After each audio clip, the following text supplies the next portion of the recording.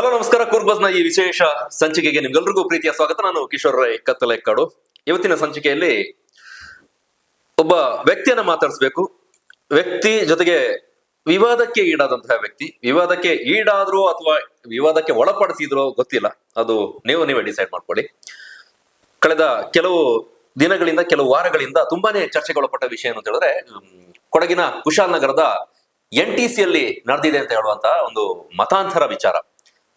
ಅಲ್ಲಿ ಕೆಲಸ ಮಾಡ್ತಿದ್ದಂತಹ ಒಬ್ಬ ಹೆಣ್ಣು ಮಗಳನ್ನ ಕೇರಳಕ್ಕೆ ಕರೆದುಕೊಂಡೋಗಿ, ಅಲ್ಲಿನ ಅಂಗಡಿಯ ಮಾಲೀಕರೊಬ್ಬ ಕೇರಳಕ್ಕೆ ಕರೆದುಕೊಂಡೋಗಿ ಆಕೆಯನ್ನ ಜೊತೆಗೆ ಆಕೆಯ ಮಗನನ್ನ, ವಿವಾಹಿತ ಮಹಿಳೆಯನ್ನ, ಆಕೆಯ ಮಗನನ್ನ ಕರೆದುಕೊಂಡು ಹೋಗಿ ಮತಾಂತರ ಮಾಡಿಸಿದ್ದ ವಿಚಾರ ತುಂಬಾನೇ ಸಂಚಲನ ಸೃಷ್ಟಿಸಿತ್ತು.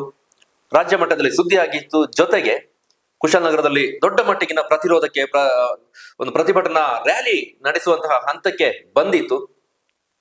ಆ ವಿಚಾರವಾಗಿ ಒಂದು ಕ್ಲಾರಿಟಿ ಸಿಗ್ಬೇಕಾಗಿದೆ. ಈಗ ನಾವು ಒಂದಷ್ಟು ಸುದ್ದಿಗಳನ್ನ ನೋಡಿದ್ದೇವೆ. ಜೊತೆಗೆ ಅಲ್ಲಿ ಹಿಂದೂ ಸಂಘಟನೆಗಳು ಪ್ರತಿಭಟನೆ ಮಾಡಿ ಬೇರೆ ಬೇರೆ ವಿಚಾರಗಳನ್ನ ಪ್ರಸ್ತಾಪಿಸಿದನ್ನ ನೋಡಿದ್ದೇವೆ. ಸಾವಿರಾರು ಮಂದಿ ಪಾಲ್ಗೊಂಡಿದ್ರು. ಅದನ್ನೆಲ್ಲ ನೋಡಿದ ನಂತರ ಆಕ್ಚುಲಿ ಅಲ್ಲಿ ಆಗ್ತಾ ಇರೋದು ಏನು, ಜೊತೆಗೆ ಅಲ್ಲಿ ನಿಜವಾಗೂ ಅದು ಆಗ್ತಾ ಇದೆಯಾ ಅಥವಾ ಆಗಿದ್ದಾದ್ರೂ ಏನು, ಅಲ್ಲಿ ನಡೀತಿರುವಂತಹ ಪ್ರಕ್ರಿಯೆಗೂ ಮಾಲೀಕರಿಗೂ ಲಿಂಕ್ ಇದೆಯಾ, ಈ ರೀತಿ ಮಾಲೀಕರ ಉಪಸ್ಥಿತಿಯಲ್ಲ ಇದೆಲ್ಲ ಆಗ್ತಾ ಇದೆ ಅನ್ನುವಂತಹ ವಿಚಾರ ಇದೆ. ಹಾಗಾಗಿ ಆ ಕುರಿತಾಗಿ ಮಾತಾಡಿಸ್ಬೇಕಾಗಿದೆ. ನಾನು ನಮ್ಮ ಸ್ಟುಡಿಯೋಗೆ ಬಂದಿದ್ದಾರೆ ಕುಶಾಲನಗರದ ನಿಸರ್ಗಧಾಮ ಟೂರಿಸ್ಟ್ ಸೆಂಟರ್ NTCಯ ಮಾಲೀಕರಾದಂತಹ ಅಬ್ದುಲ್ ಸಲಾಂ ರಾವುತ್ ಅವರು. ಅಬ್ದುಲ್ ಸಲಾಂ ಅವರೇ, ನಮಸ್ಕಾರ, ಹೇಗಿದ್ದೀರಿ? ನಮಸ್ಕಾರ. ಕೂರ್ಬಸ್ ಸ್ಟುಡಿಯೋಗೆ ಈ ಎಪಿಸೋಡ್ಗೆ ನಿಮಗೆ ಸ್ವಾಗತ. ನಿಮ್ಗೂ ನಮಸ್ಕಾರ, ನಿಮ್ಮ ನೋಡುವ ವೀಕ್ಷಕರು ನಮಸ್ಕಾರ. ಸಲಾಂ ಅವರೇ, ನಿಮ್ಮ ಪರಿಚಯ ಮಾಡ್ಕೊಳ್ಳಿ. ತುಂಬಾನೇ ಚರ್ಚೆಗೊಳಪಟ್ರಿ, ಅದ್ರ ಬಗ್ಗೆ ಎಲ್ಲ ಮಾತಾಡುವ. ಅನೇಕ ಪ್ರಶ್ನೆಗಳು ನನ್ನ ಹತ್ರ ಇದ್ದಾವೆ. ಸಾರ್ವಜನಿಕ ವಲಯದಲ್ಲಿ ಮೂಡಿದಂತಹ ಪ್ರಶ್ನೆಗಳನ್ನ ನನ್ನ ಮೂಲಕ ನಿಮಗೆ ಕೇಳ್ತಾ ಇದ್ದೀನಿ. ಅದಕ್ಕಿಂತ ಮುಂಚೆ, ಯಾರು ಅಬ್ದುಲ್ ಸಲಾಂ ರಾವುತರ್? NTC ಮಾಲೀಕರ ಹೊರತಾಗಿ ಬೇರೆ ನಿಮ್ಮ ಪರಿಚಯ ಮಾಡಿ. ನನ್ನ ಪರಿಚಯ, ನನ್ನ ಹೆಸರು ಅಬ್ದುಲ್ ಸಲಾಂ ರಾವುತರೇ. ನೀವು ಹೇಳಿದಂಗೆ ನನ್ನ ಹುಟ್ಟೂರು ಕೊಡಗಿನ ನಾಪೋಕ್ಲು ಅಂತ ಹೇಳುವ ಒಂದು ಊರಿಂದ ನಾನು ಹುಟ್ಟಿ ಮುಂದೆ ವಿದೇಶಕ್ಕೆ ಹೋಗಿ ಹಲವಾರು ವರ್ಷಗಳು ಡಿಫ್ರೆಂಟ್ ಕಂಟ್ರಿಯಲ್ಲಿ ಕೆಲಸ ಮಾಡಿ ಲಾಸ್ಟ್ ಮೂಮೆಂಟಿಗೆ ನಮ್ಮ ಊರಿಗೆ ವಾಪಸ್ ಬರೋಣ, ಏನಾದ್ರೂ ಒಂದು ವ್ಯವಸ್ಥೆ ಮಾಡೋಣ, ನಮ್ಮಿಂದಲೂ ಏನಾದ್ರೂ ಆಗ್ಬೇಕು ನಮ್ಮ ಸಮಾಜಕ್ಕೆ ಅಂತ ಹೇಳ್ಬಿಟ್ಟು ನಾನು ಮತ್ತೆ ವಾಪಸ್ ಬಂದಿದ್ದೀನಿ. ಪರ್ಮನೆಂಟ್ ಅಂತಲ್ಲ, ಟೆಂಪ್ರರಿ ಬಂದಿರೋದು, ಬಟ್ ಅದು ಪರ್ಮನೆಂಟ್ ಆಗ್ತಾ ಬಂದಿದೆ ಈಗ. ಹಾಗೆ ನಾನು ನಿಸರ್ಗಧಾಮ ಎಂಬ ಜಾಗವನ್ನು ಡೆವಲಪ್ಮೆಂಟ್ ಮಾಡಿ ಅದನ್ನು ಅಭಿವೃದ್ಧಿಪಡಿಸಿ ಒಂದು ಸುಮಾರು ಜನರಿಗೆ ಒಂದು ಕೆಲಸ ಕೊಡಬೇಕು ಅಂತ ನನ್ನ ಆಸೆ ಇತ್ತು. ಎಲ್ಲರೂ ಮಾಡುವ ಒಂದು ಉದ್ಯಮಿ ಅಂತ ಹೇಳಿ ಆಗ್ಬೇಕಾದ್ರೆ ಎಲ್ಲರೂ ಕೆಲಸ ಕೊಟ್ರೇನೆ ಉದ್ಯಮಿ ಆಗೋದು, ಇಲ್ಲದ್ರೆ ನೀನು ಕೆಲಸಗಾರನಾಗಿ ಉಳಿತೀಯಾ.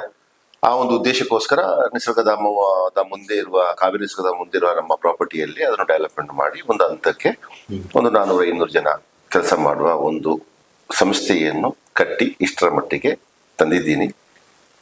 ನಾನೇ ಅಬ್ದುಲ್ ಸಲಾಂ ರಾವುತರ್. ಆ ಪ್ರಾಪರ್ಟಿ ನಿಮ್ದೇನಾ, ಪರ್ಚೇಸ್ಡ ಅಥವಾ ರೆಂಟಿಗೆ ತಗೊಂಡಿದ್ದೀರಾ, ಹೇಗೆ? ಪ್ರಾಪರ್ಟಿ ನಂದೇ. ಓಕೆ. ಪ್ರಾಪರ್ಟಿ ನಾನು ಒಂದು 25 ವರ್ಷ ಮುಂಚೆ ನಮ್ಮ ಒಂದು ಫ್ಯಾಮಿಲಿಯಲ್ಲಿ ಇರುವ ಒಂದು ಪ್ರಾಪರ್ಟಿ ಆಗಿತ್ತು. ಅದು ಆ ಪ್ರಾಪರ್ಟಿ ಅವರಿಂದ ನಾನು ಪರ್ಚೇಸ್ ಮಾಡಿದ್ದು, ಫ್ರೀಯಾಗಿ ಬಂದಿಲ್ಲ. ಅದು ಅದಕ್ಕೆ ಆ ಸಮಯದಲ್ಲಿರುವ ಮೌಲ್ಯವನ್ನು ಕೊಟ್ಟು ನಾನು ಪರ್ಚೇಸ್ ಮಾಡಿರುವ ಒಂದು ಪ್ರಾಪರ್ಟಿ. ಎಷ್ಟಿದೆ ಪ್ರಾಪರ್ಟಿ? ಪ್ರಾಪರ್ಟಿ ಟೋಟಲ್ ಆಗಿ ಒಂದು 8 ಎಕರೆ ಪ್ರಾಪರ್ಟಿ ಇತ್ತು. ನಿಸರ್ಗಧಾಮದ ರಸ್ತೆಯಿಂದ ಹಿಡಿದ್ಬಿಟ್ಟು ಆ ಕಡೆದ ರಸ್ತೆ ಇದೆ, ಕಾವೇರಿ ಒಳಗೆ ಹೋಗುವ ಒಂದು 8 ಎಕರೆ ಪ್ರಾಪರ್ಟಿ ಆಗಿತ್ತು. ಅದರಲ್ಲಿ ಸುಮಾರು ಜಾಗ ನಾವು ಕೊಟ್ಬಿಟ್ಟಿದ್ದೀವಿ. ಯಾಕೆಂತ ಹೇಳಿದ್ರೆ ಪ್ರಾಪರ್ಟಿ 8 ಎಕರೆ ಒಬ್ಬನೇ ಮಾಡಿಬಿಟ್ಟು ಕೂತ್ರೆ ಪ್ರಯೋಜನ ಇಲ್ಲ, ಅದು ಹಂಚಿದ್ರೇ ಅದು ಡೆವಲಪ್ಮೆಂಟ್ ಆಗೋದು. ಆ ಉದ್ದೇಶ ನಂದು ಫಸ್ಟೇ ಇತ್ತು. ಆ ಕಾರಣಕ್ಕೋಸ್ಕರ ಯಾರ್ಯಾರಿಗೆ ಬೇಕು ಅವ್ರವ್ರಿಗೆ ಹಂಚಿದ್ದೀನಿ. ಅದು ಸೇಲ್ ಮಾಡಿರೋದು ಹಂಚಿದ್ದೀನಿ ಅಂತ ಹೇಳಿದ್ರೆ 100% ವ್ಯಾಪಾರಸ್ಥ ಮಾಡೋದೇ ವ್ಯಾಪಾರ ಅಲ್ವಾ. ಸೊ ಎಷ್ಟು ನಿನ್ ಕೈಯಿಂದ ಡೆವಲಪ್ಮೆಂಟ್ ಮಾಡಕ್ ಆಗ್ತದೆ ಅಷ್ಟನ್ನು ಉಳಿಸ್ಕೊಂಡು ಬಾಕಿರೋದು ಬಿಟ್ಕೊಟ್ಟಿದ್ದೀನಿ. ಆದ್ರಿಂದ ಅದು ಡೆವಲಪ್ಮೆಂಟ್ ನಡೀತಾ ಇದೆ. ಈಗ ನಿಮ್ಮ ಹತ್ರ ಇರೋ ಪ್ರಾಪರ್ಟಿ ಅಂದಾಜು ಒಂದು 3.5 ಎಕರೆ ಜಾಗ ಈಗ ನನ್ನ ಹತ್ರ ಉಳಿದಿದೆ. 8 ಎಕರೆಲಿ 3.5 ಎಕರೆ ಉಳಿದಿರೋದು. ಬಾಕಿ ಇರುವ ಓನರ್ಗಳೆಲ್ಲ ಡಿಫ್ರೆಂಟ್ ಓನರ್ ಆಗಿದ್ದಾರೆ. ಅದರಲ್ಲಿ ಮತ್ತೆ ನಾನು ಹಿಂದೂ ಮುಸ್ಲಿಂಗೆ ಬಂದ್ಬಿಡ್ತೀನಿ. ಅಲ್ಲಿ ಹಿಂದೂ ಓನರ್ಗಳಿದ್ದಾರೆ, ಮುಸಲ್ಮಾನ್ ಓನರ್ ಇದ್ದಾರೆ. ನಾನ್ ಪ್ರಾಪರ್ಟಿ ಮಾರುವಾಗ ಅವನು ಹಿಂದೂತ ನೋಡಲ್ಲ, ಮುಸಲ್ಮಾನ್ ನೋಡಲ್ಲ, ಕ್ರಿಶ್ಚಿಯನ್ ನೋಡಲ್ಲ. ನನಗೆ ಬೇಕಾಗಿದ್ದು ನಾನು ಪ್ರಾಪರ್ಟಿ ಅವರಿಗೆ ಕೊಡಬೇಕು. ಆ ವ್ಯಾಪಾರದಿಂದ ನನಗೆ ಏನ್ ಬರಬೇಕು ಅಷ್ಟಲ್ಲದೆ ನಾನು ಅಲ್ಲಿ ಧರ್ಮ ನೋಡ್ಬಿಟ್ಟು ಪ್ರಾಪರ್ಟಿ ಕೊಡಲ್ಲ, ವ್ಯಾಪಾರನೂ ಮಾಡಲ್ಲ. ಈಗ ನಿಮ್ಮ ಹತ್ರ ಇರುವಂತಹ ಪ್ರಾಪರ್ಟಿ ಕಂಪ್ಲೀಟ್ ಡಾಕ್ಯುಮೆಂಟ್ಸ್ ಇದೆಯಾ? 100%. ನಾನೊಂದು ಪರ್ಚೇಸ್ ಮಾಡಿರೋ ಪ್ರಾಪರ್ಟಿ, ಅದೊಂದು ಕನ್ವರ್ಷನ್ ಪ್ರಾಪರ್ಟಿ. ಅದಕ್ಕೆ ಬೇಕಾದ ಎಲ್ಲಾ ದಾಖಲಾತಿಗಳು ಇದೆ. ದಾಖಲಾತಿಗಳು ಇರುವ ಕಾರಣಕ್ಕೋಸ್ಕರ ನಾವು ಅಷ್ಟೆಲ್ಲ ಅಲ್ಲಿ ಡೆವಲಪ್ಮೆಂಟ್ ಮಾಡಿದ್ದೀವಿ. ಹಲವಾರು ಸಮಸ್ಯೆಗಳು ಬಂದಿರಬೇಕು, ಅದನ್ನೆಲ್ಲವೂ ಚಾಲೆಂಜ್ ಮಾಡಿ ದಾಖಲಾತಿಗಳು ಇಲ್ಲದಿದ್ದರೂ ಸಹ ಅದನ್ನು ರೆಡಿ ಮಾಡಿ ಕರೆಕ್ಟಾಗಿ ನಾವು ಡಾಕ್ಯುಮೆಂಟ್ಸ್ಗಳನ್ನೆಲ್ಲ ಸಿದ್ಧ ಮಾಡಿಬಿಟ್ಟು ಅಲ್ಲಿ ಇರುವ ಒಂದೊಂದು ಅಂಗಡಿಯು ಒಬ್ಬೊಬ್ಬರಿಗೆ ಬಾಡಿಗೆ ಕೊಟ್ಟಿದ್ದೀನಿ. ಪ್ರಾಪರ್ಟಿ ಓನರ್ ಮಾತ್ರ ನಾನು ಅಲ್ಲದೆ ಅಲ್ಲಿ ವ್ಯಾಪಾರ ಏನು ನಾನು ಮಾಡ್ತಾ ಇಲ್ಲ. ವ್ಯಾಪಾರದಲ್ಲಿ ನಿಮ್ಮ ಇನ್ವಾಲ್ವ್ಮೆಂಟ್ ಏನಿಲ್ಲ. ಇಲ್ಲ. Okay. ವ್ಯಾಪಾರದಲ್ಲಿ ಇನ್ವಾಲ್ವ್ಮೆಂಟ್ ಮಾಡಕ್ಕಾಗಲ್ಲ. ಕಾರಣ ಅಂತ ಹೇಳಿದ್ರೆ ಯಾವಾಗ ಒಂದು ಪ್ರಾಪರ್ಟಿ ಡೆವಲಪ್ಮೆಂಟ್ ಮಾಡಬೇಕು ಆವಾಗ ನಾನು ವ್ಯಾಪಾರನೂ ಮಾಡಿ ಪ್ರಾಪರ್ಟಿ ಡೆವಲಪ್ಮೆಂಟ್ ಮಾಡೋದು ಅಂತ ಹೇಳಿದ್ರೆ ಅದು ಸಮಸ್ಯೆ ಇರೋದು. ಮಾಡ್ಬೋದು, ಅದಕ್ಕೆ ಒಂದು ದೊಡ್ಡ ಒಂದು ಮ್ಯಾನೇಜರ್ಗಳಲ್ಲ, ನಾನೇ ಮ್ಯಾನೇಜರು, ನಾನೇ ಓನರು, ನಾನೇ ಅಲ್ಲಿ ಕೆಲಸ ಮಾಡೋದು ನನ್ನ ಹಾಬಿ. ನನಗೆ ಬೆಳಗಿಂದ ಸಾಯಂಕಾಲ ಕೆಲಸ ಬೇಕಿತ್ತು, ಆ ಒಂದು ಕಾರಣಕ್ಕೋಸ್ಕರ ನಾನೇ ಅದನ್ನೆಲ್ಲ ಯೂಸ್ ಮಾಡ್ತೀನಿ. ಡಾಕ್ಯುಮೆಂಟ್ ವಿಚಾರ ಯಾಕೆ ಕೇಳಿದೆ ಅಂತಂದ್ರೆ ಹಿಂದೆನೂ ಕೂಡ ತುಂಬಾನೇ ನಿಮ್ಮ ವಿಚಾರ ಚರ್ಚೆಗಳು ಪಟ್ಟಿತ್ತು. NTC ಅಲ್ಲಿ ಡಾಕ್ಯುಮೆಂಟ್ ಇಲ್ಲ, ಬೇರೆ ಬೇರೆ ರೀತಿಯಾಗಿ ಇಲ್ಲಿಗಲ್ ಮಾಡ್ತಾ ಇದ್ದಾರೆ ಅನ್ನೋ ವಿಚಾರ ಬಂದಿತ್ತು. ಜೊತೆಗೆ ಇತ್ತೀಚೆಗೆ ನಡೆದ ಕಾರ್ಯಕ್ರಮಗಳಲ್ಲೂ ಕೂಡ ಪ್ರಸ್ತಾಪ ಮಾಡಿ ಮಾತನಾಡಿದ್ದಾರೆ. ಅನಧಿಕೃತವಾಗಿ ಎಲ್ಲ ನಡೀತಾ ಇದೆ, ಅಕ್ರಮವಾಗಿ ನಡೀತಾ ಇದೆ ಅನ್ನೋ ವಿಚಾರಗಳ ಪ್ರಸ್ತಾಪ ಆಗಿತ್ತು. ಹಾಗಾಗಿ ನಾನು ಕೇಳ್ತಾ ಇದ್ದೇನೆ, ಅದನ್ನೆಲ್ಲ ಕ್ಲಿಯರ್ ಮಾಡ್ಕೊಂಡಿದ್ದೀರಾ ಅಥವಾ ಹಾಗೆ ಹೋಗಿದೆಯಾ ಅನ್ನೋದಕ್ಕೆ ಪ್ರಸ್ತಾಪ ಮಾಡೋದಷ್ಟೇ. ನನ್ನ ಪ್ರಾಪರ್ಟಿ ಡಾಕ್ಯುಮೆಂಟ್ಸ್ ಅಂತ ಹೇಳಿದ್ರೆ ನಿಮ್ಗೆ ಗೊತ್ತಿರಬೇಕು, ಯಾವಾಗ ಒಂದು ಪ್ರಾಪರ್ಟಿ ಪರ್ಚೇಸ್ ಮಾಡ್ತೀವಿ, ಆ ಪರ್ಚೇಸ್ ಮಾಡಿದ್ರೆ ಅದ್ರ ದಾಖಲಾತಿಗಳು ಕರೆಕ್ಟ್ ಆಗಿರ್ತದೆ. ಅದಾದ್ಮೇಲೆ ವ್ಯಾಪಾರ ಮಾಡೋಕ್ಕೋಸ್ಕರ ಬೇಕಾದ ದಾಖಲಾತಿಗಳು ನಾವು ಫಸ್ಟ್ ಒಂದು ಕಂದಾಯ ಕಟ್ಟಬೇಕು. ನನ್ನ ಪ್ರಕಾರದಲ್ಲಿ ಅಂದಾಜು ಒಂದು 4 ರಿಂದ 5 ಲಕ್ಷ, ಈಗ ಒಂದು 8 ಲಕ್ಷದಷ್ಟು ಕಂದಾಯ ಕಟ್ತಾ ಇದ್ದೀವಿ. ಒಂದು ಪ್ರಾಪರ್ಟಿಯಿಂದ 8 ಲಕ್ಷ ಕಂದಾಯ ಕಟ್ತಾ ಇದ್ದೀವಿ. 70ಕ್ಕಿಂತ ಮೇಲೆ ಅಂಗಡಿಗಳಿದೆ. ಎಲ್ಲಾ ಅಂಗಡಿಗಳು ಪಂಚಾಯತ್ ಲೈಸೆನ್ಸ್ ಇರುವನು. ಒಂದು ಪಾನಿಪುರಿ ಮಾಡೋದು ಸಣ್ಣ ಒಂದು ವ್ಯವಸ್ಥೆ ರಸ್ತೆಯಲ್ಲೆಲ್ಲ ಮಾಡ್ತಾ ಇದ್ರು. ಬಟ್ NTC ಒಳಗೆ ಬಂದ್ರೆ ಅವನಿಗೆ ಒಂದು ಅಗ್ರಿಮೆಂಟ್ ಇರ್ತದೆ, ಒಂದು ಪಂಚಾಯತ್ ಲೈಸೆನ್ಸ್ ಇರ್ತದೆ, ಒಂದು ಫುಡ್ ಲೈಸೆನ್ಸ್ ಇರ್ತದೆ. ಅದು ಅವ್ರು ಮಾಡ್ಲೇಬೇಕು. ಅವ್ರು ಮಾಡಿಲ್ಲ ಅಂತ ಹೇಳಿದ್ರೆ ನಮ್ಮ ಕಚೇರಿಯಿಂದ ಮಾಡಿ ಕೊಡ್ತಾರೆ. ನಾಳೆ ಏನಾದ್ರು ಹೆಚ್ಚು ಕಮ್ಮಿ ಆದ್ರೆ ನನ್ನ ತಲೆಗೆ ಬರಬಾರದು ಎಂಬ ಉದ್ದೇಶಕ್ಕೋಸ್ಕರ ಮತ್ತೆ ಒಂದು ಕಾನೂನನ್ನು ಫಾಲೋ ಮಾಡ್ಕೊಳ್ಬೇಕು. ಮತ್ತೆ ಸರ್ಕಾರಕ್ಕೆ ಏನ್ ತೆರಿಗೆ ಬರ್ತಾ ಉಂಟು ಸಿಗ್ಬೇಕು ಅಂತ ಹೇಳ್ಬಿಟ್ಟು ಮತ್ತೆ GST ಕಟ್ಟಬೇಕಾಗ್ತದೆ. ಈಗ ವ್ಯಾಪಾರ ಮಾಡಿದ್ರೆ GST ಬಂದ್ಮೇಲೆ GST ಕಟ್ಟಬೇಕು. ನಾವು ಅಂದಾಜು ಒಂದು 10-12 ಲಕ್ಷ ತಿಂಗಳಿಗೆ GST ಕಟ್ತಾ ಇವಿ. 12 ಲಕ್ಷ GST ಕಟ್ತಾ ಇವಿ. ನಂಬರ್ಸ್ ಹೇಳೋ ಅವಶ್ಯಕತೆ ಬರಲ್ಲ. ಆದ್ರೂ ಸಹ ನಾನು ಹೇಳ್ತಾ ಇದ್ದೀನಿ GST ವಿಷಯದಲ್ಲಿ ಆದಾಯ ತೆರಿಗೆ ನಾನು ಈಗ 30% ಸ್ಲ್ಯಾಬ್ ಅಲ್ಲಿ ಇರುವುದು. ಎಷ್ಟು ಅಂತ ನಾನು ಅದನ್ನು ಬಹಿರಂಗಪಡಿಸಲ್ಲ. 30% ಸ್ಲ್ಯಾಬ್ ಅಂತ ಹೇಳಿದ್ರೆ ನಿಮ್ಗೆ ಗೊತ್ತಿದೆ ಎಷ್ಟರ ಮಟ್ಟಿಗೆ ಇದೆ ಅಂತ ಹೇಳ್ಬಿಟ್ಟು ಅಷ್ಟು ನಾನು ತೆರಿಗೆ ಕಟ್ತಾ ಇದ್ದೀನಿ. ಮತ್ತೆ ಯಾವ ದಾಖಲಾತಿ ಬೇಕು ನನಗೆ ಗೊತ್ತಿಲ್ಲ. ಇವರು ಏನೋ ಹೇಳ್ತಿದ್ದಾರೆ ಹೊರತು ಅವರದ್ದು ಅದು ಒಂದು ಸುಳ್ಳು ಆರೋಪ ಅಲ್ಲದೆ ಅದು ಸತ್ಯಾಂಶ ಇಲ್ಲ. ಯಾವುದೇ ಅಧಿಕಾರಿಗಳು ನಿಮ್ಮಲ್ಲಿ ಬಂದ್ರೆ ನೀವು ಡಾಕ್ಯುಮೆಂಟ್ಸ್ ಕೊಡೋಕೆ ರೆಡಿ ಇದ್ದೀರಿ, ಫೇಸ್ ಮಾಡಕ್ಕೆ ರೆಡಿ ಇದ್ದೀರಿ? 100%. ನಮ್ಮಲ್ಲಿ ಒಂದು ಕಚೇರಿ ಇದೆ, ಆ ಕಚೇರಿಯಲ್ಲಿ ಎಲ್ಲಾ ಫೈಲ್ಗಳು ಇರ್ತದೆ. ಅಧಿಕಾರಿಗಳು ಬರ್ತಾ ಇರ್ತಾರೆ. IT ಡಿಪಾರ್ಟ್ಮೆಂಟ್ ಬರ್ತದೆ, GST ಬರ್ತದೆ, ಪಂಚಾಯತ್ ಇಂದ ಬರ್ತಾರೆ, ಎಲ್ಲಾ ಡಿಪಾರ್ಟ್ಮೆಂಟ್ ಬರ್ತಾರೆ. ಅವ್ರಿಗೆ ನಾವು ದಾಖಲಾತಿ ತೋರಿಸ್ತೀವಿ, ಅವ್ರು ಹೋಗ್ತಾರೆ. ಸೊ ಅದನ್ನು ನಾವು ಏನು ಮುಚ್ಚಿಮರ ಏನಿಲ್ಲ. ನಾನು ಅದಕ್ಕೆ ಇರ್ಬೇಕು ಅಂತೇನಿಲ್ಲ. ನಮ್ಮ ಆಫೀಸಲ್ಲಿ ಇರೋ ಸಿಬ್ಬಂದಿಗಳೇ ಅದು ಕೊಟ್ಟುಬಿಟ್ಟು ಕಳಿಸ್ತಾರೆ. ಈಗ ಪಾಯಿಂಟ್ಗೆ ಬರುವ, ತುಂಬಾನೇ ಚರ್ಚೆಗಳು ಪಟ್ಟಿದ್ದು, ಬೇರೆ ಬೇರೆ ರೀತಿಯಾದಂತಹ ಮಾತುಗಳು, ಒಂದು ನಿಮ್ಮ ಬಗ್ಗೆ, ಜೊತೆಗೆ ನಿಮ್ಮ ಸಂಸ್ಥೆಯ ಬಗ್ಗೆ, ಅಲ್ಲಿ ನಡೀತಿರುವಂತಹ ಚಟುವಟಿಕೆಗಳ ಬಗ್ಗೆ ಬೇರೆ ಬೇರೆ ರೀತಿಯಾದಂತಹ ಚರ್ಚೆಗಳು ನಡೆದಿತ್ತು. ಲವ್ ಜಿಹಾದ್ ನಡೀತಾ ಇದೆ, ಅದಕ್ಕೆ ಸಪೋರ್ಟ್ ಮಾಡ್ತಾ ಇದ್ದೀರಿ. ಅದಕ್ಕೆ ಕಾರಣ ಆಗಿದ್ದು ರೀಸೆಂಟ್ ಆಗಿ ನಡೆದಂತಹ ಒಂದು ಬೆಳವಣಿಗೆ. ನಿಮ್ಗೆ ಗೊತ್ತಿತ್ತಾ ಇದು? ಏನು ಈ ಹುಡುಗ ಆತ ಅಲ್ಲಿ ಕೆಲಸ ಮಾಡ್ತಿದ್ದು ನಿಮ್ಗೆ ಗೊತ್ತಿದೆ ಯಾರು ಕೆಲಸ?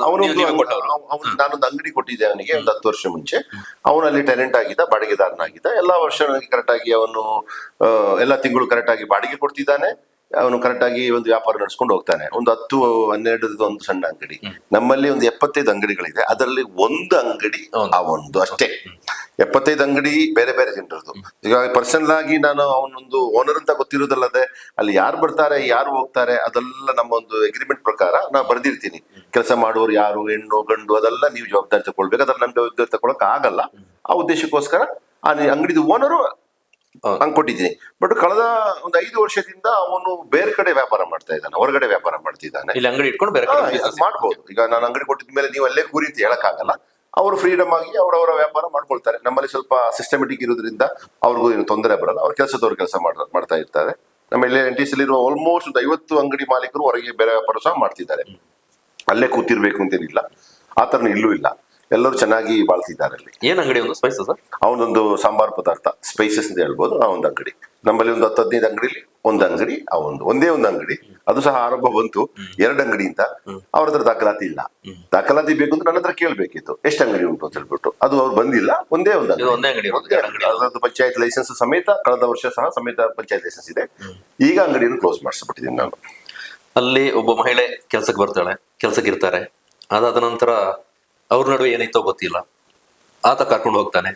ಕರ್ಕೊಂಡೋಗಿ ಒಂದಷ್ಟು ದಿನಗಳ ನಂತರ ಆ ವಿಚಾರ ಬಹಿರಂಗವಾಗುತ್ತೆ. ಕೇರಳಕ್ಕೆ ಕರ್ಕೊಂಡೋಗಿ ಅಲ್ಲಿ ಮತಾಂತರ ಮಾಡಿದ್ದಾನೆ, ಮಗನ ಸುನ್ನತ್ ಮಾಡಿದ್ದಾನೆ ಅನ್ನೋದು. ಅದು ನಿಮ್ಗೆ ಗಮನಕ್ಕೆ ಬಂದಿರ್ಲಿಲ್ವಾ? ಅದು ನನ್ನ ಗಮನಕ್ಕೆ ಬಂದಿಲ್ಲ. ಕಾರಣ ಅಂತ ಹೇಳಿದ್ರೆ ಈ ಮಹಿಳೆ ಅಂತ ಹೇಳಿದ್ರೆ ನನ್ನ ಮಾಹಿತಿ ಪ್ರಕಾರ 100% ಮಾಹಿತಿ ಪ್ರಕಾರ ಸುಮ್ಮನೆ ನಾನು ಮಾಹಿತಿ ಅಂತ ಹೇಳಿದ್ರೆ ಸುಮ್ಮನೆ ಹೇಳಲ್ಲ. 27/3 ಅಂತ ಹೇಳಿದ್ರೆ ಮಾರ್ಚ್ ಇಂದ ಆ ಹುಡುಗಿ ಅಲ್ಲಿ ಕೆಲಸಕ್ಕೆ ಬರ್ತಾ ಇಲ್ಲ. ಓಕೆ. ಅದಕ್ಕಿಂತ ಮುಂಚಿತ ಅವಳು ಕೆಲಸ ಮಾಡ್ಕೊಡ್ತು, ಅಲ್ಲೇ ಕೆಲಸ ಮಾಡ್ತಿದ್ರು ಅಂತ ಗೊತ್ತಾಗಿದೆ ನನಗೆ. ಆ ದಿವಸದಿಂದ ಅವಳು ಬಂದಿಲ್ಲ. ಸೊ ಅದಾದ್ಮೇಲೆ ನಮ್ಗೆ ವಿಷಯನೂ ಗೊತ್ತಿಲ್ಲ ಏಕೆ ಬಂದಿಲ್ಲ ಅಂತ ಹೇಳ್ಬಿಟ್ಟು. ಈ ವಿಷಯ ಬಂದ್ಮೇಲೆ ನಾನು ಹೋಗಿ ನೋಡಿದೆ ಏನು ಕಾರಣ, ಯಾವಾಗ ಇದು ಸ್ಟಾರ್ಟ್ ಆಗಿದೆ ಅಂತ ಹೇಳ್ಬಿಟ್ಟು. ಆಗ ಈ ವ್ಯಕ್ತಿ ಈ ಹುಡುಗಿಯನ್ನು ಅಲ್ಲಿಂದ ತಗೊಂಡು ಹೋಗ್ಬಿಟ್ಟು 3 ತಿಂಗಳಾಗ್ಬಿಟ್ಟಿದೆ. ಆಗ ತಗೊಂಡೋಗಿದಂತೆ ನಿಸರ್ಗಧಾಮದಲ್ಲಿ ಅಂತಿಲ್ಲ, ಅವಳು ಕೆಲಸಕ್ಕೆ ಬರ್ತಾ ಇದ್ದಳು. 3 ತಿಂಗಳಿಂದ ನಮ್ಮ NTC ಅವ್ರು ಬರ್ತಾ ಇಲ್ಲ. ಕಾರಣ ಅಂತ ಹೇಳಿದ್ರೆ NTC ಮುಂದ್ಗಡೆನೆ ಅವ್ರಿಗೆ ಒಂದು ವ್ಯಾಪಾರ ಇದೆ, ಒಂದು ಸಂಸ್ಥೆ ಇದೆ. ಇದೇ ಈ ಅಪರಾಧಿಗೆ ಅಂತ ಹೇಳ್ಬೋದು ಅಥವಾ ಆರೋಪಿಗೆ ನಮ್ಮ NTC ಮುಂಭಾಗದಲ್ಲಿ ಒಂದು ಸಂಸ್ಥೆ ಇದೆ. ಅವನಿಗೆ ಒಂದು ರೆಸಾರ್ಟ್ ಇದೆ, ಒಂದು ಹೋಟ್ಲ್ ಇದೆ. ಆ ರೆಸಾರ್ಟ್ ಅಲ್ಲಿ ಅವನಲ್ಲಿ ಜಾಸ್ತಿ ಕೂರೋದು ಮಾಡೋದು, ಅಲ್ಲಿ ವ್ಯವಸ್ಥೆಗಳು ನಡೆದಿದೆ ಅಂತ ಹೇಳುವ ಪಕ್ಕ ಮಾಹಿತಿ ನನಗೆ ಇದೆ. ಅಲ್ಲಿದೆ ಈ ಆಕ್ಚುಲಿ ಲವ್ ಜಿಹಾದ್ ಅಥವಾ ಜಿಹಾದ್ ಲವ್ ಏನ್ ಗೊತ್ತಿಲ್ಲ ಒಟ್ರಾಸಿ ಆಗಿದೆ. ಲವ್ ಜಿಹಾದ್ ಆದ್ರೆ ಅದು ಕಾನೂನು ನೋಡ್ಕೊಳ್ಬೇಕು, ಲವ್ ಆದ್ರೆ ಏನು ಮಾಡಕ್ಕಾಗಲ್ಲ, ಕಾನೂನಲ್ಲಿ ಅದು ಅನುಮತಿ ಇರಬೇಕು. ಬಟ್ ಮಗುವನ್ನು ಮಾಡಿದ್ದು ಮಹಾ ಅಪರಾಧ. ಅದಕ್ಕೆ ನಾನು ಆ ಒಂದು ಕಾರಣಕ್ಕೋಸ್ಕರ ನಾನು ಸಹ ಅವರ ಮೇಲೆ ಏನು ಕಾನೂನಲ್ಲಿ ಆಕ್ಷನ್ ತಗೊಳ್ಬೇಕು ತಗೊಂಡಿದ್ದೀನಿ. ಏನ್ ಮಾಡಿದಿರಿ? ಮೊದಲನೇದಾಗಿ ಗೊತ್ತಿರೋ ತಕ್ಷಣ ನಾನು ಅವನ ಅಂಗಡಿಯನ್ನು ಕ್ಲೋಸ್ ಮಾಡಿದ್ದೀನಿ.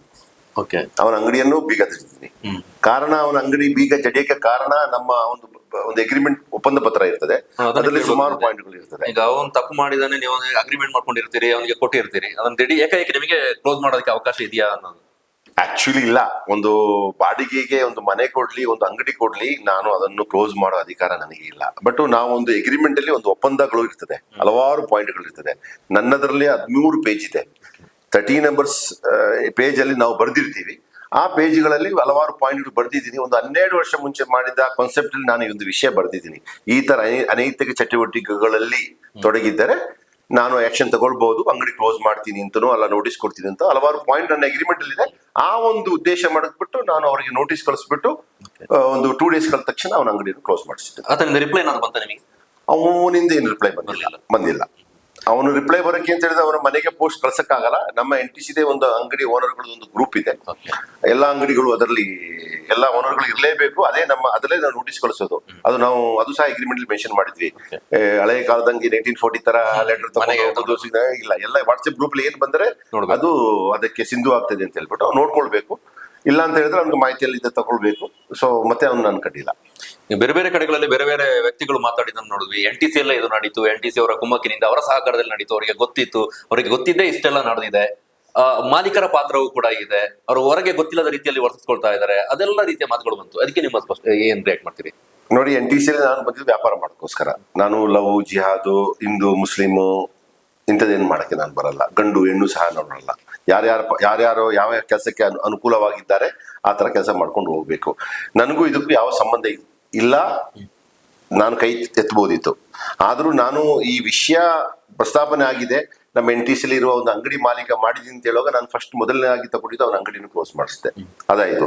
ಅದಾದ್ಮೇಲೆ ನನಗೆ ಮಾಹಿತಿ ಬಂತು NTC ಈ ತರ ಲವ್ ಜಿಹಾದ್ ಆಕ್ಟಿವಿಟೀಸ್ ನಡೀತಾ ಉಂಟು ಅಂತ ಹೇಳ್ಬಿಟ್ಟು. ನಾನು ಹೇಳಿದೆ ಒಂದು ಅಂಗಡಿ ಕ್ಲೋಸ್ ಮಾಡಿದ್ರೆ ಅದು ಯಾರು ಮಾಡಿದ್ರು ಅಂತ ಹೇಳಿ ನೋಡ್ತೀನಿ ಅಂತ ಹೇಳಿ ನಾನು ಚೆಕ್ ಮಾಡಿದೆ. ಗೊತ್ತಿಲ್ಲ. NTC ಕಮ್ಮಿ ಅಂತ ಹೇಳಿದ್ರೆ ಒಂದು 80 ರಿಂದ 90 ಹೆಣ್ಮಕ್ಳು ಹೆಂಗಸರು ಕೆಲಸ ಮಾಡ್ತಿದ್ದಾರೆ. ಅದರಲ್ಲಿ ಒಂದು 7 ಲೇಡೀಸ್ ಹೆಂಗಸರ್ಗೇನೆ ಅಂಗಡಿಗಳು ಉಂಟು. ಅಲ್ಲಿ ಒಬ್ಬೊಬ್ಬರಿಗೆ 5 ಅಂಗಡಿ ಉಂಟು, 2 ಅಂಗಡಿ ಉಂಟು, 1 ಅಂಗಡಿ ಉಂಟು ಹೆಣ್ಮಕ್ಳಿಗೆ ಅಥವಾ ಹೆಂಗಸರಿಗೆ, ಗಂಡ ಹೆಂಡತಿ ಸೇರಿ ಮಾಡ್ತಿದ್ದಾರೆ. ಸೊ ಇವ್ರು ಏನ್ ಆರೋಪ ಮಾಡ್ತಿದ್ದಾರೆ ಅದು ಸರಾಸರಿ ತಪ್ಪು. ಅವ್ರು ನನ್ನ ಹತ್ರ ಬಂದು ಕೇಳ್ಬೋದಿತ್ತು, ಈ ತರ ನಡೀತಾ ಉಂಟಾ, ನಾನು ಅದಕ್ಕೆ ಸಪೋರ್ಟ್ ಕೊಡ್ತಾ ಉಂಟದ. ನಾನು ಯಾವ್ದಕ್ಕೂ ಸಪೋರ್ಟ್ ಕೊಡಲ್ಲ. ನಾನು ನೋಡಿದ ಒಂದೇ ಧರ್ಮ, ಗಂಡು ಹೆಣ್ಣು, ಅಲ್ಲ ಬೇರೆ ಏನು ನೋಡಲ್ಲ ನಾನು. ಈ ತರ ಏನಾದ್ರೂ ನಡೆದಿದ್ದರೆ ಅವರು ಹೇಳ್ಬೇಕು, ನಮ್ಮ ಹತ್ರ ನಡೆದುಂಟು ಅಂತ ಹೇಳ್ಬಿಟ್ಟು ಹೇಳಕ್ಕೆ ಹೇಳ್ತಾರೆ. 12 ಜನ ರೆಡಿ ಇದ್ದಾರೆ, ಟಿಕೆಟ್ ತಗೊಂಡಿದ್ದಾರೆ, ಹೋಗಿ ರೆಡಿ ಇದ್ದಾರೆ, ಅದೆಲ್ಲ ಸುಳ್ಳು ಆರೋಪ. ನಾನು ಫಸ್ಟ್ ಸೀರಿಯಸ್ ಆಗಿ ತಗೊಂಡಿದ್ದೆ. ನಾನು ಇದು ಲಾಸ್ಟ್ ಮೂಮೆಂಟ್ಗೆ ರಾಜಕೀಯವಾಗಿ ತಿರುಗೋಗ್ಬಿಡ್ತು, ಅದು ವಿಷಯ ಬೇರೆ. ಫಸ್ಟ್ ನಾನು ತುಂಬಾ ಸೀರಿಯಸ್ ಆಗಿ 2 ಸಲ ಮೀಟಿಂಗ್ ಕರೆದೆ ನಾನು.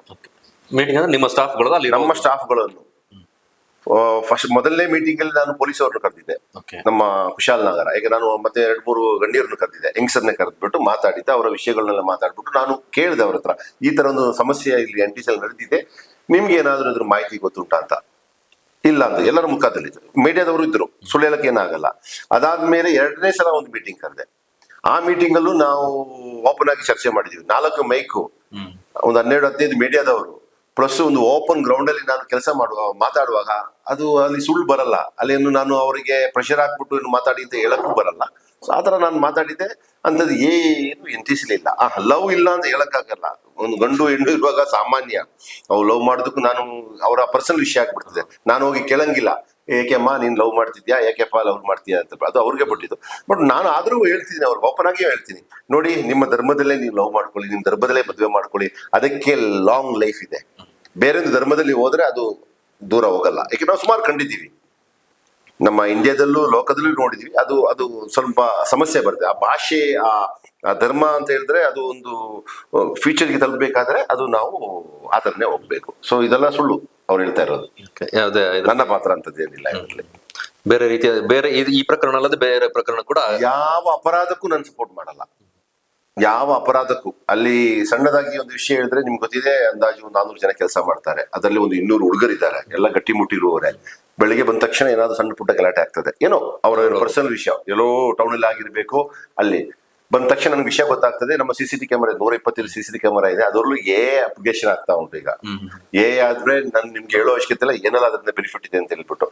ಅಂತೂ ಸಹ ಈ ಗಲಾಟೆ ಆದ್ರೆ ನನ್ನ ಫಸ್ಟ್ ಕಾನೂನು ಅಂತ ಹೇಳಿದ್ರೆ ಅಗ್ರಿಮೆಂಟ್ ಅಲ್ಲಿ ಇದೆ, ಏಟು ತಿಂದವನು ಹೊಡೆದವನು ಹೊರಗಡೆ ಹೋಗ್ಬೇಕು, 6 ತಿಂಗಳಿಗೆ ಏನ್ ಎಂಟ್ರಿ ಇಲ್ಲ. ಕಾರಣ ಅಂತ ಹೇಳಿದ್ರೆ ಅಲ್ಲಿ ನಾನು ಅವ್ರನ್ನೆಲ್ಲ ಕರೆದು ಚರ್ಚೆ ಮಾಡ್ಕೊಂಡು ಕಂಪ್ಲೇಂಟ್ ಕೊಟ್ಕೊಂಡು ಪೊಲೀಸ್ ಸ್ಟೇಷನ್ ಕತ್ಕೊಂಡು ಕೂತ್ರೆ ಕೆಲಸ ನಡೆಯಲ್ಲ, ನಮ್ಗೆ ವ್ಯಾಪಾರ ಮಾಡೋಕ್ಕಾಗಲ್ಲ.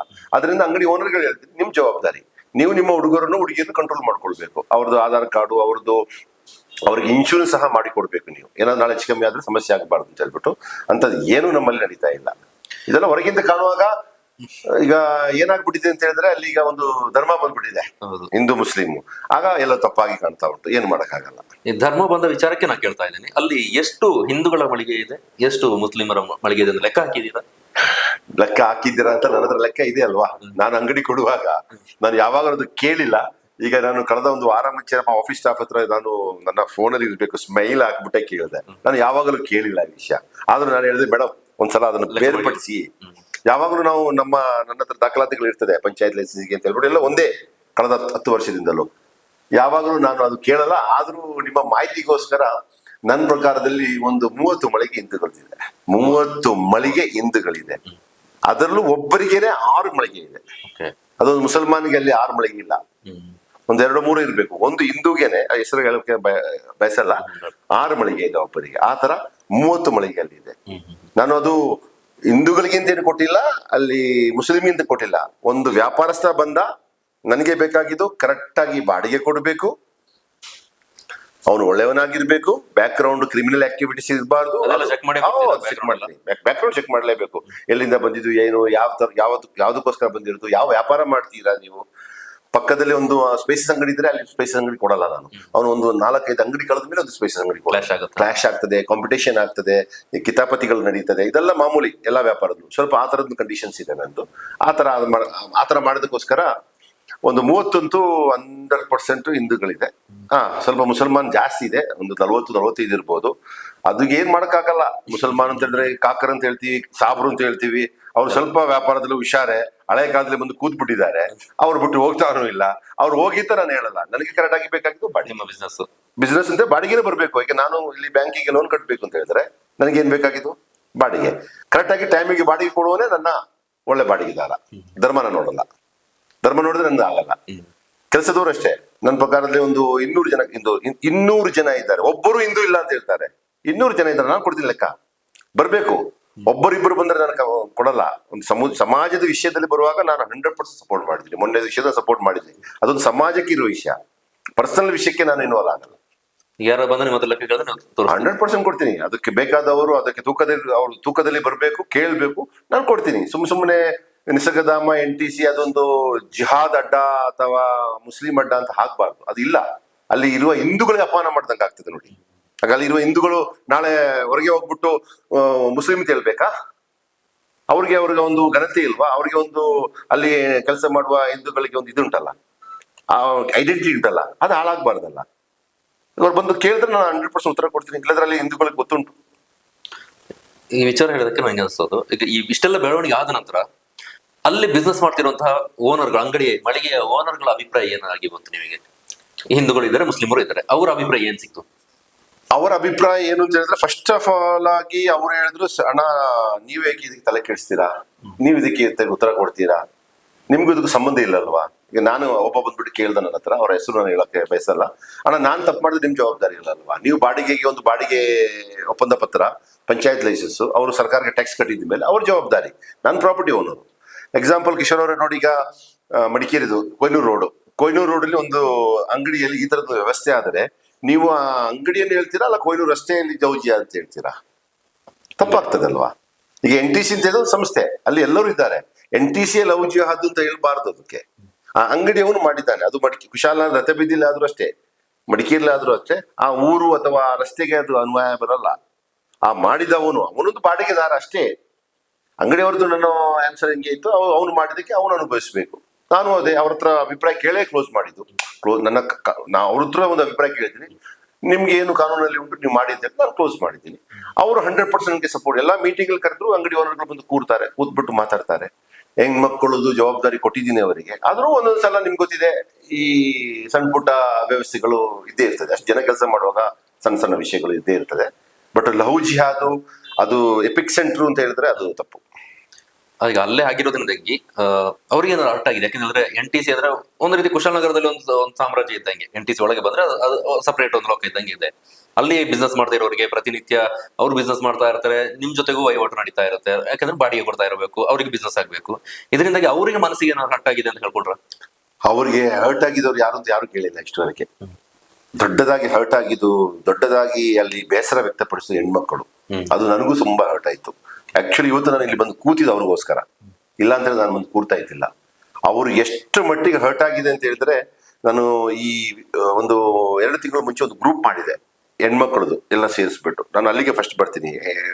ಓನರ್ಗಳಿಗೆ ಅವ್ರಿಗೆ ವ್ಯಾಪಾರ ಆದ್ರೆ ಸಾಕು, ಸಂಪಾದನೆ ಆದ್ರೆ ಸಾಕು, ಅವ್ರಿಗೇನು ದೊಡ್ಡ ವಿಷಯ ಇಲ್ಲ.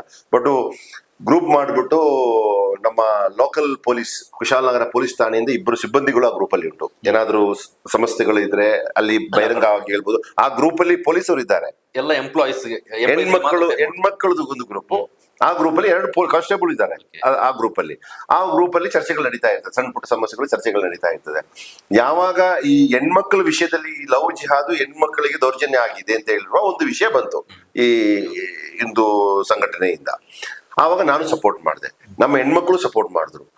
ಲಾಸ್ಟ್ ಮೂಮೆಂಟ್ಗೆ ಆ NTC ಇರುವ ಹೆಣ್ಮಕ್ಳೇ ಸರಿ ಇಲ್ಲ ಅಂತಿರುವ ವ್ಯವಸ್ಥೆ ಬಂದ್ಬಿಡ್ತು. ಆಗ ಅವ್ರಿಗೆ ತುಂಬಾ ಹರ್ಟ್ ಆಗಿದೆ. ಅದು ಹೇಳ್ಬಾರ್ದಿತ್ತು.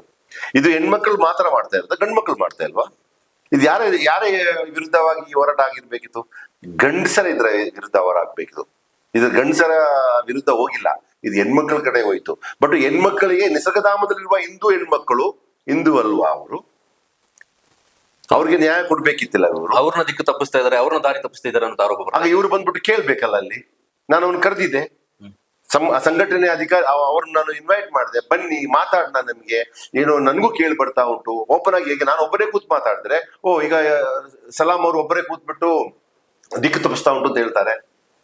ಅವ್ರು ಬಂದ್ಬಿಟ್ಟು ಕೂರ್ಬೇಕಿತ್ತು. ನಾನು ಅವ್ರನ್ನ ಇನ್ವೈಟ್ ಮಾಡಿದ್ದೆ, ಬನ್ನಿ ಕೂರನ್ನ ಮಾತಾಡೋಣ ಅಂತ ಹೇಳ್ಬಿಟ್ಟು.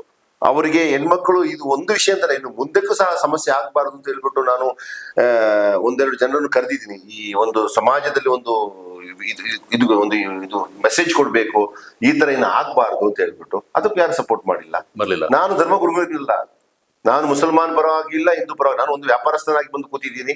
ವ್ಯಾಪಾರಸ್ಥನಾಗಿಯೇ ನಾನು ನಿಸರ್ಗಧಾಮದಲ್ಲಿ ಕೆಲಸ ಮಾಡ್ತಾ ಇದ್ದೀನಿ. ನಾನು ಸಮುದಾಯ, ಮುಸ್ಲಿಂ ಸಮುದಾಯ ಅಂತ ಹೇಳ್ಬಿಟ್ಟು, ನಾನು ಒಂದು ಹೆಸರು ಅಬ್ದುಲ್ ಸಲಾಂ ಅಂತ ಹೇಳ್ಬಿಟ್ಟು ನಾನು ಮುಸ್ಲಿಂ ಸಮುದಾಯದ ವಿಷಯದಲ್ಲಿ ಮಾತಾಡೋದು ನನಗೆ ಬಾಕಿ ಇಲ್ಲ. ನಾನು ಮಾಡುವುದಿಲ್ಲ, ಹಿಂದೂ ಪರನೂ ಇಲ್ಲ, ಮುಸಲ್ಮಾನ್ ಪರವೂ ಇಲ್ಲ, ಎಲ್ಲರ ಪರವಾಗಿ ನಾನು ನೋಡ್ತಾ ಇದ್ದೀನಿ. ಬಟ್ ಈ ಹೆಣ್ಮಕ್ಕಳಿಗೆ ನೋವು ಮಾಡಿದ್ದಾರೆ ಅವರು. ಆ ಹೆಣ್ಮಕ್ಕಳ ವಿಷಯದಲ್ಲಿ ಇದು ಹೋಗ್ಬಿಟ್ಟು ರಾಜಕೀಯವಾಗಿ ತಿರುಗಿ ಹೋಗ್ಬಿಟ್ಟಿದೆ. ಮಾಡಿದವರು ಯಾರೋ ಒಬ್ಬ, ಅವನು ಒಂದು ಸಲೀಂ ಅಂತ ಹೇಳುವವನು, ಅವನು ಮಾಡಿರೋದು NTC ಅಲ್ಲ, ಹೊರಗಡೆ ಹೋಗಿ ಮಾಡಿದ್ದಾನೆ. ಬಟ್ ಅವನ ಸಂಸ್ಥೆ ಹೆಸರು ಹೇಳ್ಬೋದಿತ್ತಲ್ಲ. ಅವನ ಹೆಸರೇ ನಮ್ಮ ಮುಂದೆನೇ ಉಂಟು, ಎಲ್ಲರಿಗೂ ಗೊತ್ತುಂಟು ಹೆಸರು ಏನು ಅಂತ ಹೇಳ್ಬಿಟ್ಟು. ನಾನೊಂದು ವ್ಯಾಪಾರಸ್ಥನಾಗಿ ಅವನ ಹೆಸರು ಹೇಳುದು ಸರಿ ಬರಲ್ಲ. ಬಟ್ ನಮ್ಮ ಮುಂದೆನೇ ಇರುವ ಒಂದು ಅಲ್ಲೇ ಆಗಿರೋದು. ಅಲ್ಲಿ ಆದ್ಮೇಲೆ ಏಕೆ ಸುಮ್ಮನೆ NTC ತಂದ್ಬಿಟ್ಟದಲ್ಲಿ ನೀವು ಆಗ್ತೀರಾ? ಈಗ ಎಕ್ಸ್ಟ್ರಾ ಒಂದು ಎಂಪ್ಲಾಯ್ ಕೆಲಸ ಮಾಡ್ಬಿಟ್ಟು ಹೋದ್ಮೇಲೆ ಅವನು ಹೋಗಿ ಏನಾದ್ರು ಮಾಡಿದ್ರೆ ಅದೇ ಇದಕ್ಕೆ ತೊಂದರೆ ಕೊಡುವ ಒಂದು ಹೆಸರು ಬರ್ತಾ ಉಂಟಲ್ಲ. ಆ ತರ ಹೆಣ್ಮಕ್ಳಿಗೆ ತುಂಬಾ ತೊಂದರೆ ಆಗಿದೆ, ಮತ್ತೆ ಓನರ್ಗಳಿಗೂ ತೊಂದರೆ ಆಗಿದೆ. ಹಿಂದೂ ಓನರ್ಗಳು ನನ್ನ ಹತ್ರ ಬಂದು ಕೇಳಿದ್ರು, ಸರ್ ನಾವು ಹೋಗ್ಬಿಟ್ಟು ಏನಾದ್ರು ಮಾಡ್ಬೇಕಾ? ಅವರೇ ಬಂದ್ಬಿಟ್ಟು ಒಂದು ಪ್ರೆಸ್ ಮೀಟ್ ಮಾಡಿದ್ರು. ನನ್ನ ಪ್ರಕಾರ ಒಂದು ಪ್ರೆಸ್ ಮೀಟ್ ಮಾಡಿದ್ರೆ, ನಾನೇನು ಕಳ್ಸಿಲ್ಲ, ಅವರೇ ಬಂದ್ಬಿಟ್ಟು ಪ್ರೆಸ್ ಮೀಟ್ ಮಾಡಿದ್ದಾರೆ. ಅಲ್ಲಿ ಒಬ್ಬೊಬ್ಬರಿಗೆ 5-4 ಅಂಗಡಿಗಳುಂಟು. ಆಗ ಅವ್ರು ಹಿಂದೂಗಳಲ್ವಾ? ನಿಸರ್ಗಧಾಮ NTCಗೆ ಬಂದ್ರೆ ಡೂಪ್ಲಿಕೇಟ್ ಹಿಂದೂ ಏನಾದ್ರು ಇದು ಬರ್ತದ? ಇಲ್ಲ ಅಲ್ವಾ? ಹಿಂದುವೇ, ಮುಸಲ್ಮಾನೇ. ಒಬ್ಬ ತಪ್ಪು ಮಾಡಿದ್ರೆ ಯಾವಾಗಲೂ ಅದು ಸಮಾಜಕ್ಕೆ, ಆ ಸಮುದಾಯಕ್ಕೆ ಅದು ತಪ್ಪು ಹೆಸರು ಕೊಡೋದು ತಪ್ಪು. ಅದು ಹಾಗಾದ್ರೆ ಸರಿ. ಯಾಕೆ ಟಾರ್ಗೆಟ್ ಮಾಡ್ತಾ ಇದಾರೆ ಅಂತ ನಿಮಗೂ ಆ ಸಂಘಟನೆಯವ್ರಿಗೆ ಏನಾದ್ರು ಜಿದ್ದಿ ಇದೆಯಾ, ಏನಾದ್ರು ಕ್ಲಾಶ್ ಆಗಿದ್ಯಾ? ನೋಡಿ, ನನ್ನ ಪ್ರಕಾರದಲ್ಲಿ ನಾನು ಎಲ್ಲರ ಜೊತೆ ಚೆನ್ನಾಗಿದ್ದೀನಿ. ಯಾವ ಸಂಘಟನೆ ಜೊತೆ ನನಗೂ ಏನು ಸಮಸ್ಯೆ ಇಲ್ಲ.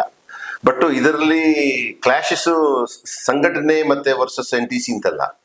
ಈಗ ಇದೆಲ್ಲ ಆದ್ಮೇಲೆ, ಅದಕ್ಕಿಂತ ಮುಂಚೆ ನಾನು ಅದು ಯೋಚನೆ ಮಾಡಿಲ್ಲ. ಆದ್ಮೇಲೆ ಇದು ರಾಜಕೀಯ ಬೆಳವಣಿಗೆ ಆಗಿದೆ. ರಾಜಕೀಯವಾಗಿ ಇದು ಮಾಡಿದ್ದಾರೆ ಹೊರತು ಬಿಟ್ಟು ಅಲ್ಲಿ ಹೆಣ್ಮಕ್ಕಳ ಸೇಫ್ಟಿಗೋಸ್ಕರ, ಹೆಣ್ಮಕ್ಳಿಗೋಸ್ಕರ ಮಾಡಿಲ್ಲ ಅಂತ ನನ್ನ ಒಂದು ಈ ಮೀಟಿಂಗು, ಈ ಸಭೆ ನಡೆಸಿ, ಈ ಸಭೆಯಲ್ಲಿ ನನ್ನನ್ನು ತಂದು ಎಳೆದಾಕಿ, ನನ್ನ ಧರ್ಮಪತ್ನಿಯನ್ನು ತಂದು ಹಾಕಿ, ನನ್ನ ಸಂಸ್ಥೆಯನ್ನು ತಂದು ಹಾಕಿ, ಅಲ್ಲಿ ಆ ಮಾಡಿದವ್ರದ್ದು ಏನಿಲ್ಲ ಪಾತ್ರ, ಸಂಸ್ಥೆ ಪಾತ್ರ ಮಾತ್ರ. ಸಂಸ್ಥೆಯನ್ನು ಮುಚ್ಚಿದರೆ ಇವರಿಗೆ ಏನೋ ಲಾಭ ಉಂಟು ಅಂತ ಹೇಳ್ಬಿಟ್ಟು ಈ ರಾಜಕೀಯವಾಗಿ ಇವರು ಹೋಗಿದ್ರಲ್ಲಿ ಇವ್ರ ಬೆಳವಣಿಗೆ ತಪ್ಪಾಗಿದೆ. ನೋಡಿ, ನಮ್ಮಲ್ಲಿ ಎಲ್ಲಾ ಪಕ್ಷದವರು ಇದ್ದಾರೆ. ಅಲ್ಲಿ ಕಾಂಗ್ರೆಸ್ ಉಂಟು, ಬಿಜೆಪಿ ಉಂಟು, ದಳ ಉಂಟು. ಬಟ್ ನನ್ನ ಒಳಗೆ ಯಾರಿಗೂ ಅಲ್ಲಿ ಪರ್ಮಿಷನ್ ಇಲ್ಲ, ನೀವ್ ಏನಿದ್ರು ಹೊರಗಡೆ ಅಂತ ಹೇಳ್ಬಿಟ್ಟು. ಅವಾಗ ಅಲ್ಲಿ ಏನು ಬಿಜೆಪಿ ಅವರು ಇಲ್ವಾ, ಹಿಂದೂ ಇಲ್ವಾ, ಕಾಂಗ್ರೆಸ್ ಇಲ್ವಾ, ಮುಸ್ಲಿಂ ಇಲ್ವಾ, ಎಲ್ಲರೂ ಇದ್ದಾರೆ. ಬಟ್ ಅವರ ಏನೋ ರಾಜಕೀಯವಾಗಿ ಬೆಳಕೈ ಬೇಸಿಗೆ ಹೋಗಿದ್ದಂತ ನಾನು ಹೇಳ್ಬಹುದು. ಬಿಸ್ನೆಸ್ ಅಲ್ಲಿ ಇದಾರ ಸಂಘಟನೆಯಲ್ಲಿ 100% ಇದ್ದಾರೆ. RSS ಅಲ್ಲಿ ಇರೋರು ಇದ್ದಾರೆ, ಬಿಜೆಪಿ ಇದ್ದವರು ಇದ್ದಾರೆ, ಕಾಂಗ್ರೆಸ್ ಅಲ್ಲಿ ಇದ್ದಾರೆ, ಎಲ್ಲರೂ ಇದ್ದಾರೆ. ಎಲ್ಲರನ್ನೂ ನಮ್ಗೆ ಪರಿಚಯ. ನಾನು ಈಗ ಕೊಡೋದು ಹೇಳಕ್ಕೆ ಹೋದ್ರೆ ಹನುಮ ಜಯಂತಿ, ಗಣೇಶ, ನಿಮ್ಗೆ ಗೊತ್ತಿದೆ, ಎಲ್ಲಾ ತೇವಾರಗಳಿಗೆ ಬರ್ತಾರೆ. ನಮ್ಮ ಪಂಚಾಯತ್ ಅದು ಇದು ಅಂತ ಹೇಳ್ಬಿಟ್ಟು ನಾವು ಎಲ್ಲದಕ್ಕೂ ಸಪೋರ್ಟ್ ಮಾಡ್ತೀವಿ. ನಾವು ಅದಕ್ಕೆ ಬೆಂಬಲ ಕೊಡ್ತೀವಿ. ನಮ್ಮಿಂದ ಆಗಿರುವ ನಾವು ದುಡಿದು ಸಂಪಾದನೆ ಮಾಡುವ ಏನೋ ಒಂದು ಕಾಣಿಕೆಯಾಗಿ ಕೊಡ್ತೀವಿ. ನಾವು ಏನೋ ಅದು ಕೊಡೋದು ದೊಡ್ಡ ಹೆಸರು ತಗೊಳಕ್ಕೆ ನಾವು ಕೊಡ್ತಾ ಇಲ್ಲ. ಎಲ್ಲೂ ನಾವು ಹೋಗ್ಬಿಟ್ಟು ಕೊಟ್ಬಿಟ್ಟು ಫೋಟೋ ತೆಗೆದ್ಬಿಟ್ಟು ಪೇಪರಲ್ಲಿ ಫೋಟೋ ಬರೋಂಗೆ ನಾವು ಮಾಡಲ್ಲ. ಬಲಕೈಯಲ್ಲಿ ಕೊಟ್ಟರೆ ಎಡಕೈ ಗೊತ್ತಾಗಬಾರ್ದು ಒಂದು ಪಾಲಿಸಿಯಲ್ಲಿ ನಾನು ಹೋಗುವನು. ಅದರಿಂದ ಸಂಸ್ಥೆಯನ್ನು, ನನ್ನನ್ನು ಅವರ ರಾಜಕೀಯ ಬೆಳಕೈ ಬೀಸ್ಕೊಂಡಿದ್ದಾರೆ ಅಷ್ಟೇ. ರಾಜಕೀಯ ಅಂದ್ರೆ ಯಾವ ರೀತಿ? ಯಾರ್ದಾದ್ರೂ ಕೈವಾಡ ಇದೆಯಾ? ಅವು ಪರ್ಟಿಕ್ಯುಲರ್ ಆಗಿ ಯಾರಾದ್ರೂ ವ್ಯಕ್ತಿಗಳು ಈ ರೀತಿ ಮಾಡಕ್ಕೆ ಟ್ರೈ ಮಾಡ್ತಾ ಇದಾರ? ನೋಡಿ, ಈ ವಿಷಯ ಲವ್ ಜಿಹಾದ್ ಅಂತ ಆಯ್ತು. ಒಂದು ಹೆಸರು ಕೊಟ್ಟಿದ್ದಾರೆ, ಲವ್ ಜಿಹಾದ್. ನಾರ್ತ್ ಇಂಡಿಯಾದಿಂದ ಬಂದಿದ್ದು. ಆ ಲವ್ ಜಿಹಾದ್ ನಮ್ಮ ಸೌತ್ ಇಂಡಿಯಾಗೆ ಬರಬಾರ್ದು ಅಂತ ನನಗೆ ಒಂದು ಬಂದಿದೆ ಅಂತೇಳಿ ಬೇಸರ ಆಗಿದೆ. ಅದು ಇರಬಾರ್ದಿತ್ತು. ಲವ್ ಅಂತ ಹೇಳಿದ್ರೆ ನಮ್ಮ ಸಂವಿಧಾನದ ಅಡಿಯಲ್ಲಿ ಯಾವುದೇ ಧರ್ಮ ಏನೋ ಅವರ ಏಜ್ ಆದ್ಮೇಲೆ ಅವರು ಪ್ರೇಮ, ಲವ್ ಏನೋ ಇರ್ಬೋದು. ಆ ಮಗುವನ್ನು ಮಾಡಿದ್ದು ತಪ್ಪು, ಅದಕ್ಕೆ ಖಂಡಿಸ್ತೀನಿ ನಾನು. ಅದಾದ್ಮೇಲೆ ಇವರಿಗೆ ಇದೊಂದು ಒಂದು ಒಂದು ಒಂದು ಚಾನ್ಸ್ ಸಿಕ್ತು. ಓಕೆ, ಅದು ಹಿಂದೂ ಸಮಾಜ ಅಂತ ಹೇಳ್ಬಿಟ್ಟು ಅವರು ಮುಂದೆ ತಂದ್ಬಿಟ್ಟು, ಮತ್ತೆ ಅದು ರಾಜಕೀಯವಾಗಿ ಅದು ಯಾವ ಪಕ್ಷ ಅದರ ಹಿಂದೆ ಉಂಟು ಅಂತ ಹೇಳ್ಬಿಟ್ಟು ನಿಮ್ಗೂ ಗೊತ್ತಿದೆ, ನಮಗೂ ಗೊತ್ತಿದೆ, ಎಲ್ಲರಿಗೂ ಗೊತ್ತಿದೆ. ಅವರ ಒಂದು ವ್ಯವಸ್ಥಿತವಾಗಿ ಒಂದು ಜನರನ್ನು ಒಟ್ಟುಗೂಡಿಸಕ್ಕೆ ಇದೊಂದು ವಿಷಯವನ್ನು ತೆಗೆದುಹಾಕ್ಬಿಟ್ಟು ಮಾಡ್ಲಿ. ನನಗೆ ತಪ್ಪು ಅಂತ ನಾನು ಹೇಳಲ್ಲ. ರಾಜಕೀಯವಾಗಿ ಎಲ್ಲವೂ ನಡೀತಿದೆ, ನಾವು ನೋಡ್ತಾ ಇದ್ದೀವಿ. ಬಟ್ ಇದರಲ್ಲಿ ನನ್ನ ಮುಖಕ್ಕೆ ಮಸಿ ಬೆಳೆಸೋ ಕೆಲಸ ಅವ್ರು ಮಾಡಿದ್ದಾರೆ. ಅದು ನನಗೆ ಭಾರಿ ನೋವಾಯ್ತು. ಇನ್ನೊಂದು ತಿಳ್ಪಟ್ಟೆ, ಅಲ್ಲಿ ಯಾರೆಲ್ಲ ನಿಮ್ಮ ಆರೋಪ ಮಾಡ್ತಿದ್ರು ಎಲ್ಲರೂ ಕೂಡ ನಿಮ್ ಜೊತೆ ಪರಿಚಯ ಇರೋರೇ, ಚೆನ್ನಾಗಿರೋರೇ ಮಾಡ್ತಾ ಇದಾರೆ ಅನ್ನೋದು ಹೌದಾ? ಹೌದು. ಸತೀಶ್ ದಾವಣಗೆರೆ ಅಂತ ಹೇಳ್ಬೋದು. ಅವನಿಗೆ ನನ್ನ ಹೆಸರು ಸಹ ಗೊತ್ತಿಲ್ಲ. ನನ್ನ ಹೆಸರು ಹೆಂಗೆ ಉಚ್ಚಾರಣೆ ಮಾಡ್ಬೇಕು ಅಂತ ಗೊತ್ತಿಲ್ಲ. ಏನೆಲ್ಲ ಹೇಳ್ತಿದ್ದಾನೆ. ಬಟ್ ಒಟ್ರಾಸಿ NTC ಮಾಲೀಕ ಅಂತೂ ಹೇಳ್ದ ಅವನು ಕರೆಕ್ಟ್ ಆಗ್ಬಿಟ್ಟು. ಬಟ್ ಬಾಕಿ ಇರೋರಿಗೆ ಎಲ್ಲರೂ ನನ್ನ ಪರಿಚಯ ಇರೋರೆ. ಇವರು ಭಾಷಣ ಮಾಡುವವರು, ಅದು ನನ್ಗೂ ಗೊತ್ತಿದೆ. ನಾನು ರಾಜಕೀಯದ ಇಲ್ಲ ಅಂತ ಹೇಳಿದ್ರು ಎಲ್ಲಾ ಭಾಷಣದಲ್ಲೂ ಎಲ್ಲಾ ಪಕ್ಷದವರು ಒಂದು ಒಳ್ಳೆ ಭಾಷಣಗಾರನ ಕರ್ಕೊಂಡು ಬರ್ತಾರೆ. ಅವನು ಚೆನ್ನಾಗಿ ಭಾಷಣ ಮಾಡ್ಕೊಂಡು ಹೋಗ್ತಾನೆ.